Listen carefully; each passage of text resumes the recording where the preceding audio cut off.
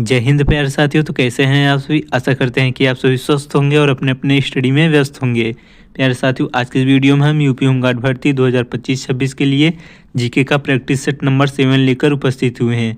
तो साथियों, आज के इस प्रैक्टिस सेट में हम जितने भी क्वेश्चन आंसर्स लिए हैं सभी यूपी होमगार्ड भर्ती सिलेबस के अकॉर्डिंग है। तो लगभग जो 30 से 32 सिलेबस के टॉपिक हैं उसके हम 3-3 क्वेश्चन लेकर इसी टाइप के लगभग 100 MCQs को लिए हैं। तो सभी एक्सपेक्टेड क्वेश्चन आंसर्स हैं। आपको पेपर में कुछ इसी टाइप के क्वेश्चन आंसर्स देखने को मिलेंगे। तो चलिए देर न करते हुए वीडियो को स्टार्ट करते हैं। यदि आप हमारे चैनल पर नए हैं तो चैनल को सब्सक्राइब कर लें और वीडियो को एक लाइक जरूर कर दें। और आप हमें अंत में बताएंगे कि आपके इस सेट से कितने क्वेश्चन के आंसर्स राइट थे। तो चलिए शुरू करते हैं। क्वेश्चन नंबर 1 है, भारत का राष्ट्रीय ध्वज किसने बनाया। तो भारत का राष्ट्रीय ध्वज तिरंगा है, किसके द्वारा बनाया गया। तो ऑप्शन को देख लेते हैं, महात्मा गांधी जी द्वारा, या पिंगली वेंकैया जी द्वारा, या जवाहरलाल नेहरू जी द्वारा, या राजेंद्र प्रसाद जी द्वारा। तो भारत का जो राष्ट्रीय ध्वज तिरंगा है वह पिंगली वेंकैया जी द्वारा तैयार किया गया था। तो ऑप्शन बी इस क्वेश्चन का करेक्ट आंसर हो जाएगा। चलिए नेक्स्ट क्वेश्चन देखते हैं। क्वेश्चन नंबर 2 है, भारत का सबसे छोटा राज्य कौन सा है। तो भारत का सबसे छोटा राज्य कौन सा है। तो करेक्ट आंसर हो जाएगा गोवा भारत का सबसे छोटा राज्य है। तो गोवा की लंबाई कितनी है। गोवा के कुल क्षेत्रफल जो है वह 3702 वर्ग किलोमीटर गोवा राज्य फैला हुआ है। 3702 किलोमीटर वर्ग में फैला हुआ है।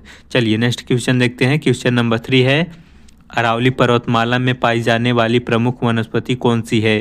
तो अरावली पर्वतमाला में कौन सी प्रमुख वनस्पति पाई जाती है। तो इसका सही जवाब हो जाएगा कांटेदार झाड़ियाँ जो हैं वह प्रमुख वनस्पतियाँ अरावली पर्वत में पाई जाती हैं। तो ऑप्शन सी इस क्वेश्चन का करेक्ट आंसर हो जाएगा। चलिए नेक्स्ट क्वेश्चन देखते हैं।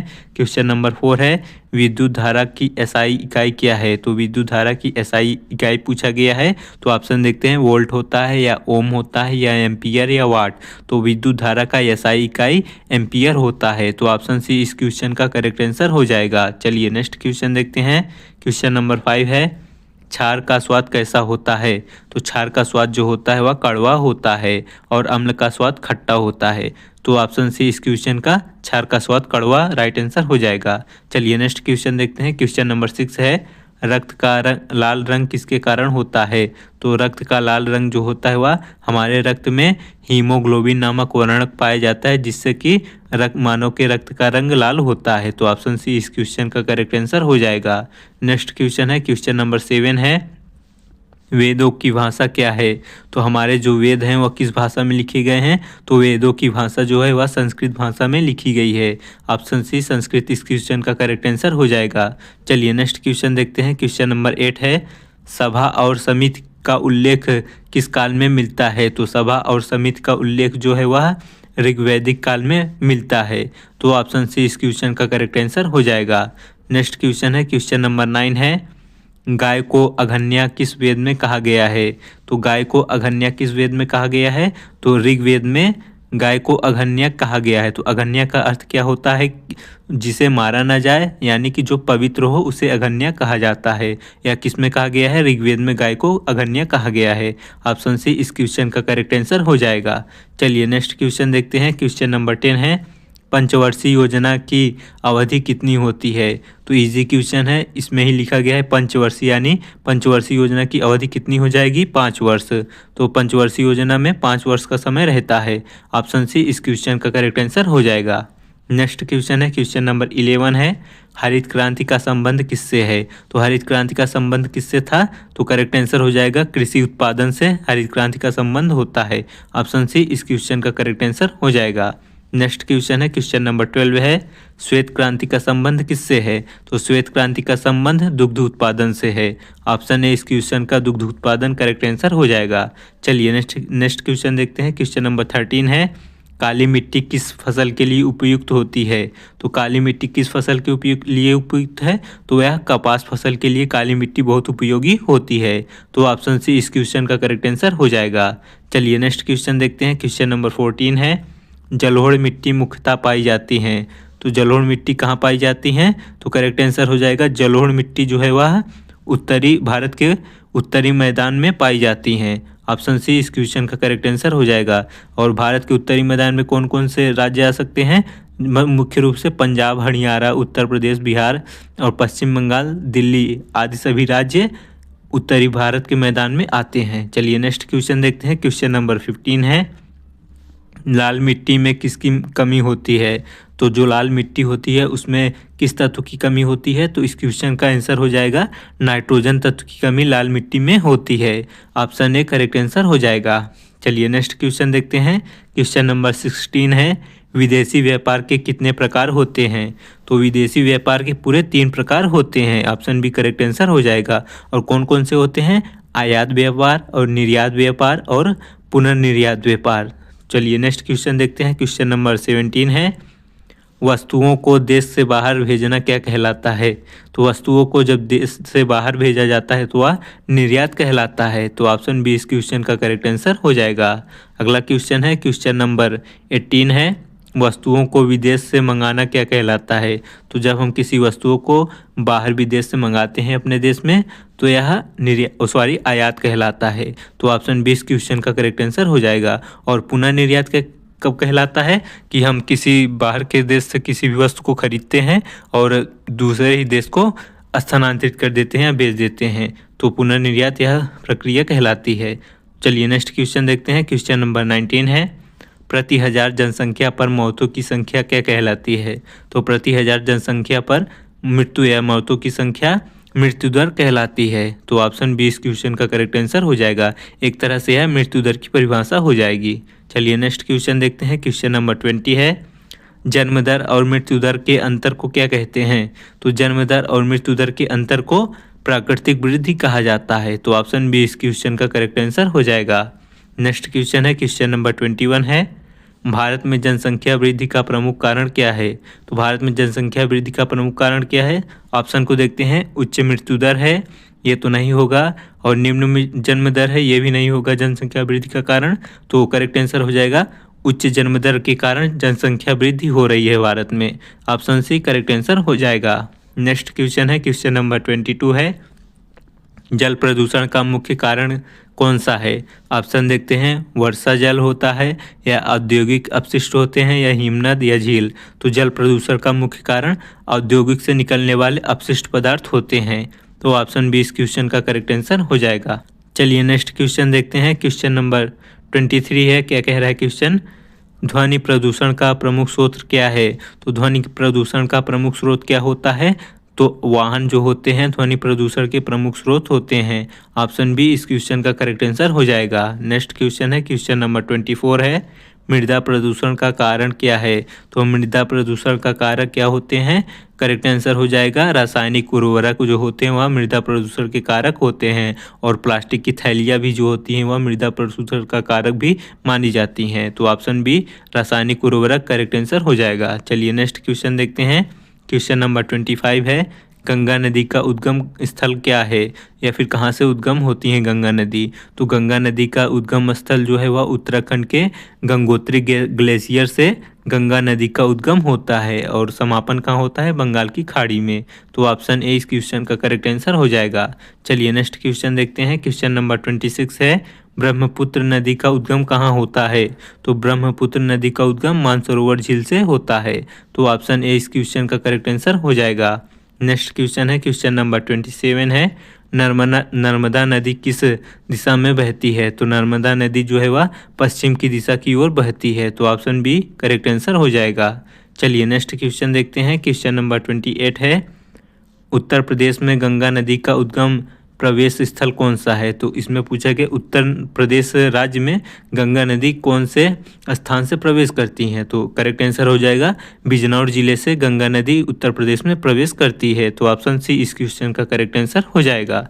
चलिए नेक्स्ट क्वेश्चन देखते हैं। क्वेश्चन नंबर 29 है, उत्तर प्रदेश का सबसे ऊंचा पठार कौन सा है? तो उत्तर प्रदेश का सबसे ऊंचा पठार बुंदेलखंड पठार है। तो ऑप्शन ए इस क्वेश्चन का सही जवाब हो जाएगा। चलिए नेक्स्ट क्वेश्चन देखते हैं। क्वेश्चन नंबर 30 है, तराई क्षेत्र किसके निकट स्थित हैं? तो तराई क्षेत्र जो है वह हिमालय के निकट स्थित होते हैं। ऑप्शन सी इस क्वेश्चन का करेक्ट आंसर हो जाएगा। अगला क्वेश्चन है, क्वेश्चन नंबर 31 है, डॉक्टर APJ अब्दुल कलाम प्राविधिक विश्वविद्यालय का पुराना नाम क्या था? तो जो AKTU है वर्तमान में उसका पुराना नाम पूछा गया है। तो इसका पुराना नाम UPTU था, उत्तर प्रदेश टेक्निकल यूनिवर्सिटी था। तो ऑप्शन सी इस क्वेश्चन का करेक्ट आंसर UPTU करेक्ट हो जाएगा। चलिए नेक्स्ट क्वेश्चन देखते हैं। क्वेश्चन नंबर 32 है, उत्तर प्रदेश में सर्वाधिक विश्वविद्यालय किस क्षेत्र में है? तो उत्तर प्रदेश में सर्वाधिक विश्वविद्यालय जो है वह पश्चिमी यूपी में है। तो ऑप्शन बी इस क्वेश्चन का पश्चिमी यूपी करेक्ट आंसर हो जाएगा। अगला क्वेश्चन है, क्वेश्चन नंबर 33 है, ITI का पूरा नाम क्या है? तो ITI का पूरा नाम क्या है? Indian technical institute. ITI का पूरा नाम इंडियन टेक्निकल इंस्टीट्यूट होता है। इंपॉर्टेंट क्वेश्चन है, आप लोगों में से कई लोग किए भी होंगे, ITI डिग्री लिए होंगे, तो आपको इसका फुल फॉर्म पता ही होगा। कितने लोगों को अच्छा पता था, आप लोग हमें एक बार कमेंट में बताएंगे। चलिए नेक्स्ट क्वेश्चन देखते हैं। क्वेश्चन नंबर 34 है, लखनऊ में आयोजित सैयद मुश्ताक अली ट्रॉफी किस खेल से जुड़ा है? तो लखनऊ में जो आयोजित सैयद मुश्ताक अली ट्रॉफी होता है वह किस खेल से संबंधित है? तो सही जवाब हो जाएगा यह क्रिकेट खेल से संबंधित होता है। ऑप्शन ए करेक्ट आंसर इसका हो जाएगा। चलिए नेक्स्ट क्वेश्चन देखते हैं। क्वेश्चन नंबर 35 है, नेहरू कप किस खेल से संबंधित है? तो नेहरू कप जो है वह फुटबॉल खेल से संबंधित होता है। ऑप्शन ए इस क्वेश्चन का करेक्ट आंसर हो जाएगा। नेक्स्ट क्वेश्चन है, क्वेश्चन नंबर 36 है, उत्तर प्रदेश में खेलो इंडिया यूथ गेम्स का आयोजन किस वर्ष शुरू हुआ? तो उत्तर प्रदेश में खेलो इंडिया यूथ गेम्स का आयोजन जो शुरू हुआ सन 2019 से शुरू किया गया। तो ऑप्शन सी इस क्वेश्चन का करेक्ट आंसर हो जाएगा। नेक्स्ट क्वेश्चन है, क्वेश्चन नंबर 37 है, भारत की पहली व्यक्तिगत ओलंपिक पदक विजेता महिला कौन थी? तो भारत की सबसे पहली जो व्यक्तिगत ओलंपिक पदक विजेता महिला जो थी वह कर्णम मल्लेश्वरी जी थी। तो कर्णम मल्लेश्वरी जी भारत की पहली ओलंपिक विजेता महिला थी। तो ऑप्शन सी करेक्ट आंसर हो जाएगा। अगला क्वेश्चन है, क्वेश्चन नंबर 38 है, ओलंपिक में व्यक्तिगत स्वर्ण पदक जीतने वाले पहले भारतीय कौन थे? तो ओलंपिक में पहले व्यक्तिगत स्वर्ण पदक जीतने वाले भारतीय पुरुष पूछा गया है। तो अभिनव बिंद्रा जी जो थे वह भारत के पहले व्यक्तिगत स्वर्ण पदक जीतने वाले व्यक्ति थे। तो ऑप्शन ए इस क्वेश्चन का सही जवाब हो जाएगा। अगला क्वेश्चन है, क्वेश्चन नंबर 39 है, एशियाई खेलों में भारत का सर्वश्रेष्ठ प्रदर्शन किस वर्ष रहा? तो एशियाई खेलों में भारत का सर्वश्रेष्ठ प्रदर्शन जो है सन 2018 में सर्वश्रेष्ठ रहा है। तो ऑप्शन डी करेक्ट आंसर इसका हो जाएगा। चलिए नेक्स्ट क्वेश्चन देखते हैं। क्वेश्चन नंबर 40 है, खसरा किससे संबंधित होता है? तो खसरा जो होता है वह फसल विवरण से संबंधित होता है। ये राजस्व से क्वेश्चन है, तो खसरा जो है फसल विवरण से संबंधित होता है। और खतौनी जो होता है वह भूमि के मालिक के संबंधित होता है, खतौनी। चलिए नेक्स्ट क्वेश्चन देखते हैं। क्वेश्चन नंबर 41 है, नक्शा क्या दर्शाता है? तो नक्शा जो है वह भूमि की सीमा को दर्शाता है। ऑप्शन बी इस क्वेश्चन का सही जवाब हो जाएगा। नेक्स्ट क्वेश्चन है, क्वेश्चन नंबर 42 है, भूमि अभिलेखों का रखरखाव किस विभाग द्वारा किया जाता है? तो भूमि अभिलेखों का रखरखाव राजस्व विभाग द्वारा किया जाता है। तो ऑप्शन बी इस क्वेश्चन का राइट आंसर हो जाएगा। नेक्स्ट क्वेश्चन है, क्वेश्चन नंबर 43 है, पुलिस किस विभाग के अंतर्गत आती है? तो ऑप्शन देखते हैं, गृह विभाग के अंतर्गत, या विधि विभाग के अंतर्गत, या वित्त विभाग के अंतर्गत, या कार्मिक विभाग। तो पुलिस जो होती है वह गृह विभाग के अंतर्गत आती है। ऑप्शन ए इस क्वेश्चन का राइट आंसर हो जाएगा। अगला क्वेश्चन है, क्वेश्चन नंबर 44 है, पुलिस का मुख्य कार्य क्या होता है? तो पुलिस का मुख्य कार्य होता है कानून एवं व्यवस्था को बनाए रखना। कानून व्यवस्था को बनाए रखना पुलिस का मुख्य कार्य होता है। तो ऑप्शन बी इस क्वेश्चन का सही जवाब हो जाएगा। अगला क्वेश्चन है, क्वेश्चन नंबर 45 है, FIR का पूरा नाम क्या है? तो FIR का पूरा नाम क्या होता है? तो सही जवाब हो जाएगा फर्स्ट इंफॉर्मेशन रिपोर्ट। FIR का फुल फॉर्म होता है। तो आपको वैसे भी नॉलेज के लिए पता होना चाहिए FIR का फुल फॉर्म। तो ऑप्शन बी इस क्वेश्चन का करेक्ट आंसर हो जाएगा। अगला क्वेश्चन है, क्वेश्चन नंबर 46 है, मानवाधिकारों की सार्वभौमिक घोषणा कब अपनाई गई? तो मानवाधिकारों की सार्वभौमिक घोषणा जो है वह सन 1948 में अपनाई गई थी। तो ऑप्शन सी इस क्वेश्चन का करेक्ट आंसर हो जाएगा। अगला क्वेश्चन है, क्वेश्चन नंबर 47 है, मानवाधिकारों की सार्वभौमिक घोषणा कहाँ अपनाई गया या फिर कहाँ अपनाया गया? तो मानवाधिकारों की सार्वभौमिक घोषणा को जो है वह पेरिस में अपनाया गया। तो ऑप्शन सी इस क्वेश्चन का करेक्ट आंसर हो जाएगा। अगला क्वेश्चन है, क्वेश्चन नंबर 48 है, UDHR में कुल कितने अनुच्छेद हैं? तो UDHR में पूरे 30 अनुच्छेद शामिल हैं। तो ऑप्शन सी इस क्वेश्चन का करेक्ट आंसर हो जाएगा। अगला क्वेश्चन है, क्वेश्चन नंबर 49 है, आतंकवाद किस प्रकार की गतिविधि है? तो आतंकवाद जो होती है वह असंवैधानिक और हिंसक गतिविधि होती है। तो ऑप्शन सी इस क्वेश्चन का करेक्ट आंसर हो जाएगा। नेक्स्ट क्वेश्चन है, क्वेश्चन नंबर 50 है, आतंकवाद से सबसे अधिक किसे खतरा होता है? तो आतंकवादियों से सबसे अधिक किसे खतरा होता है? तो करेक्ट आंसर हो जाएगा आम नागरिकों को आतंकवादियों से सबसे अधिक खतरा होता है। तो ऑप्शन सी इस क्वेश्चन का करेक्ट आंसर हो जाएगा। चलिए अगला क्वेश्चन देखते हैं। प्यारे साथियों, यदि आप अभी तक हमारे चैनल को सब्सक्राइब नहीं किए हैं तो आपसे निवेदन है कि चैनल को सब्सक्राइब कर दें और वीडियो को एक लाइक ज़रूर कर दें। हमें सपोर्ट की ज़रूरत है, तो आशा है कि आप लोग हमें सपोर्ट अवश्य करेंगे। चलिए नेक्स्ट क्वेश्चन देखते हैं। क्वेश्चन नंबर 51 है, आतंकवादी गतिविधियों में किसका प्रयोग सामान्यतः होता है? तो आतंकवादियों में किसका प्रयोग किया जाता है? तो ऑप्शन को देखते हैं, संवाद का या हथियार व विस्फोटक यंत्र का या वार्ता का या मतदान का? तो आतंकवादी गतिविधियों में हथियार व विस्फोटक यंत्र का प्रयोग किया जाता है। तो ऑप्शन बी इस क्वेश्चन का करेक्ट आंसर हो जाएगा। अगला क्वेश्चन है, क्वेश्चन नंबर 52 है, सिंधु जल संधि कब हुई? तो सिंधु जल संधि जो हुई वह सन 1960 ईस्वी में की गई सिंधु जल संधि। ऑप्शन बी इस क्वेश्चन का करेक्ट आंसर हो जाएगा।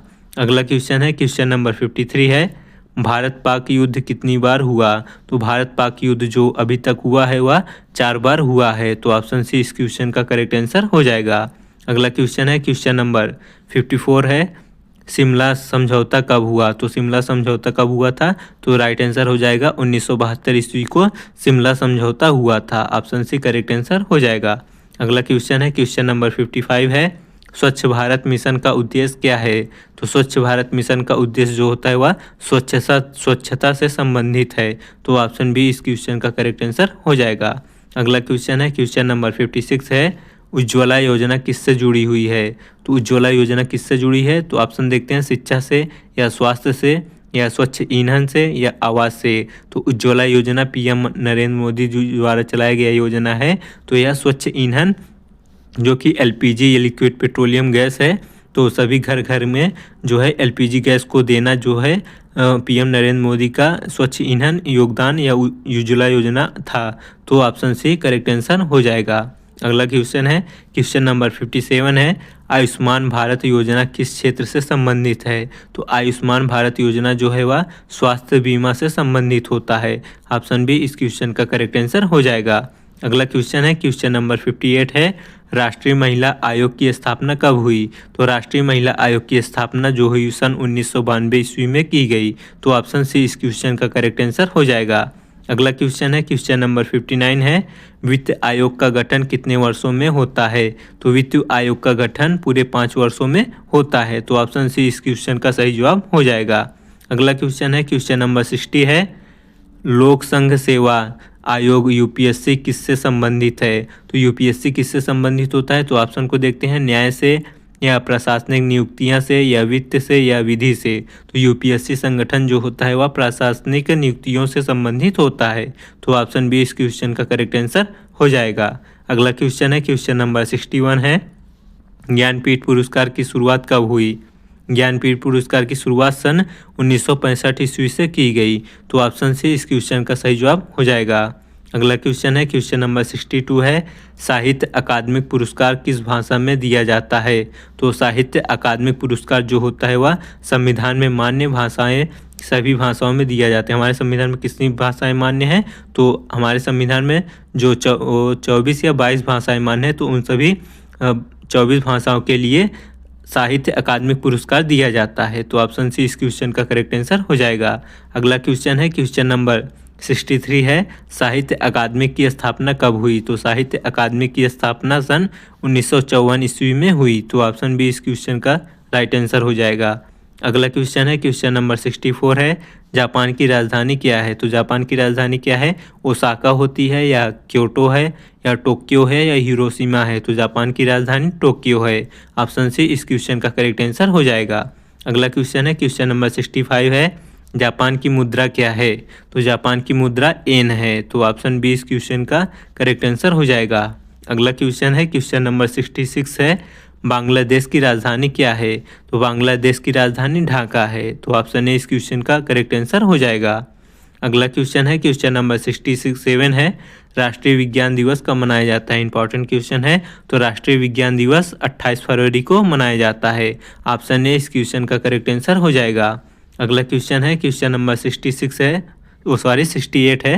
राष्ट्रीय महिला दिवस भारत में कब मनाया जाता है? तो राष्ट्रीय महिला दिवस जो है 13 फरवरी को मनाया जाता है। तो ऑप्शन 20 क्वेश्चन का करेक्ट आंसर हो जाएगा। और अंतर्राष्ट्रीय महिला दिवस पूछे तो 8 मार्च को अंतर्राष्ट्रीय महिला दिवस मनाया जाता है। चलिए नेक्स्ट क्वेश्चन देखते हैं। क्वेश्चन नंबर 69 है, राष्ट्रीय खेल दिवस कब मनाया जाता है? तो राष्ट्रीय खेल दिवस 29 अगस्त को मनाया जाता है। तो ऑप्शन ए इस क्वेश्चन का करेक्ट आंसर हो जाएगा। अगला क्वेश्चन है, क्वेश्चन नंबर 17 है, ओम का नियम किससे संबंधित है? तो ओम का नियम जो होता है वह विद्युत से संबंधित होता है। तो ऑप्शन सी इस क्वेश्चन का करेक्ट आंसर हो जाएगा।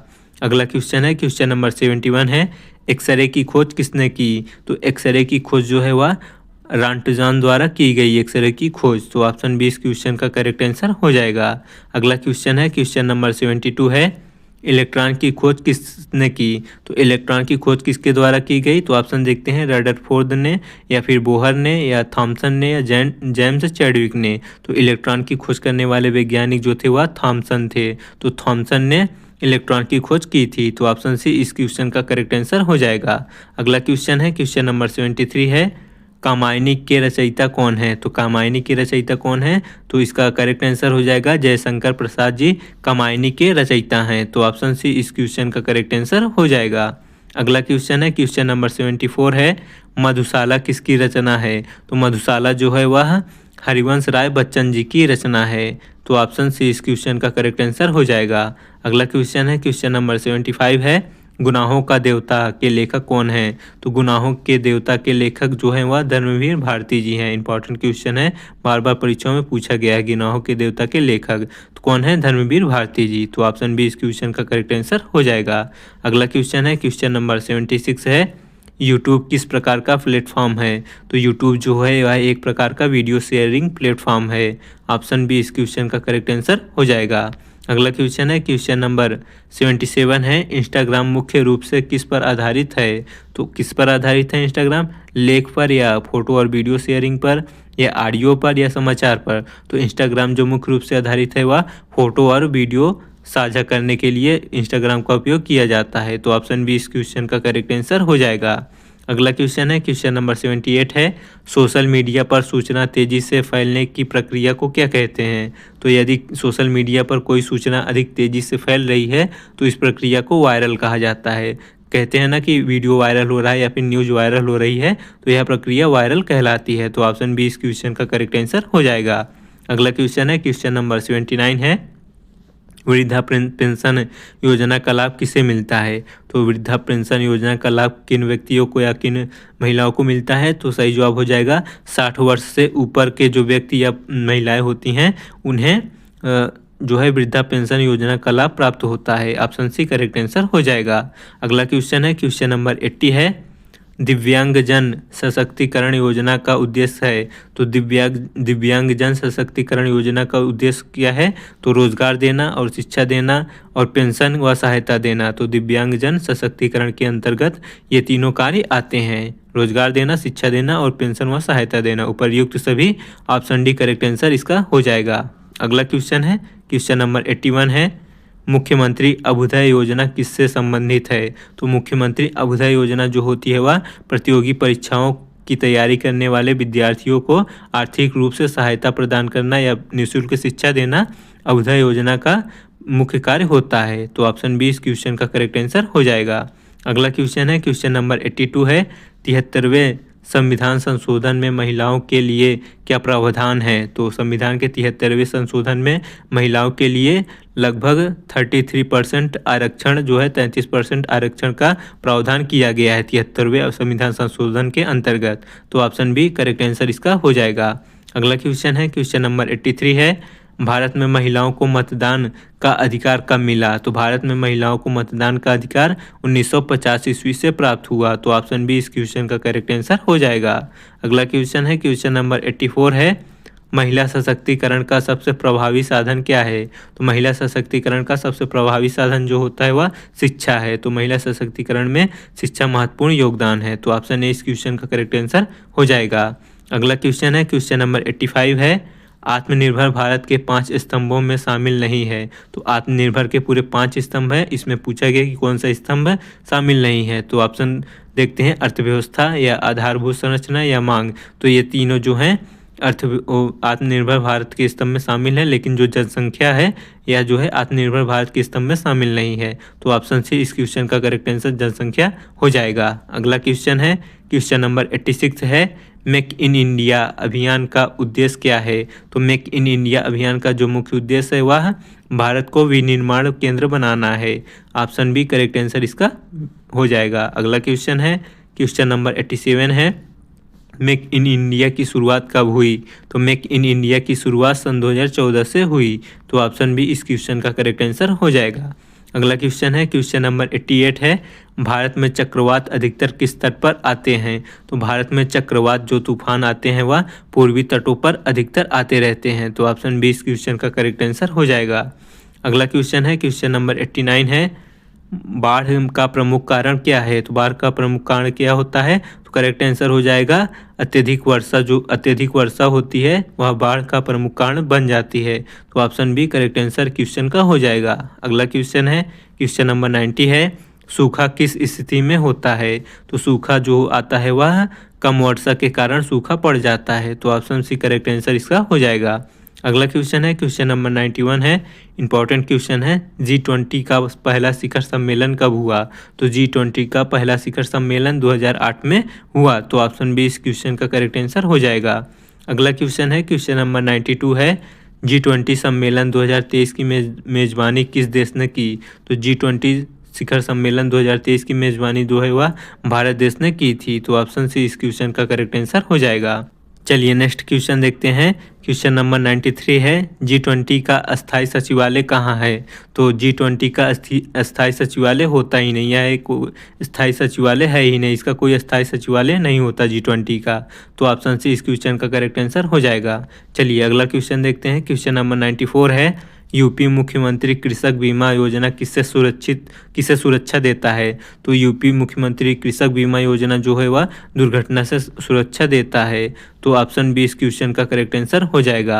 अगला क्वेश्चन है, क्वेश्चन नंबर 95 है, डिजिटल संचार का सबसे बड़ा लाभ क्या है। तो डिजिटल संचार का सबसे बड़ा लाभ जो होता है वह कम लागत, तेज गति और वैश्विक पहुँच। तो ये सभी डिजिटल संचार के लाभ होते हैं। तो ऑप्शन डी सभी करेक्ट आंसर हो जाएगा। अगला क्वेश्चन है, क्वेश्चन नंबर 96 है, मानव जीनोम परियोजना किससे संबंधित है। तो मानव जीनोम परियोजना ह्यूमन जीनोम प्रोजेक्ट जो है वह आनुवांशिकी से संबंधित होता है। तो जीन का अध्ययन जो है इस परियोजना के अंतर्गत किया जाता है। तो ऑप्शन सी करेक्ट आंसर हो जाएगा। अगला क्वेश्चन है, क्वेश्चन नंबर 97 है, महत्वपूर्ण दिवस मनाने का मुख्य उद्देश्य क्या होता है। तो जो महत्वपूर्ण दिवस मनाए जाते हैं उनका मुख्य उद्देश्य जो होता है वह जागरूकता फैलाना होता है। तो ऑप्शन सी इस क्वेश्चन का करेक्ट आंसर हो जाएगा। अगला क्वेश्चन है, क्वेश्चन नंबर 98 है, WHO का मुख्यालय कहाँ स्थित है।